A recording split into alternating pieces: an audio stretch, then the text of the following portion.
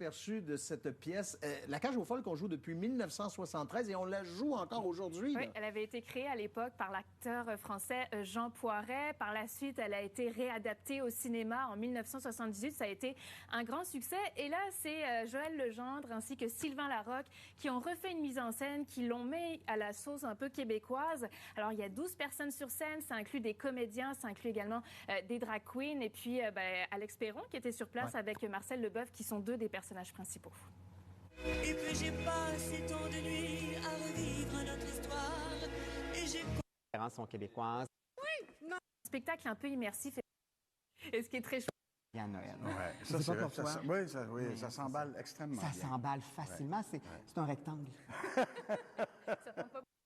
Et ce qui est très chouette aussi, c'est que dès le début du spectacle, en fait, 15 minutes avant, il y avait des drag queens qui viennent vous voir. C'est un spectacle un peu immersif et même pendant l'entracte, il y a des drag queens aussi. Donc, on est dans l'ambiance là dans ce spectacle. Le Festival de musique électronique Igloo Fest qui a annoncé des gros noms de la programmation aujourd'hui. L'Igloo Fest, définitivement, qui prend de l'ampleur avec les années. On est déjà rendu à la 3e édition. Alors, Tiesto qui a été annoncé le jeudi soir, là, ce DJ néerlandais. Miss Monique, qui est une DJ aussi de l'Ukraine, qui a énormément de followers sur les réseaux sociaux, une grosse vedette là-bas. Et puis, ça finit avec Deadmau5. Deadmau5, vous voyez, peut-être vous l'avez en tête, c'est celui qui ressemble à Mickey Mouse. Ça aussi, c'est une grosse tête d'affiche.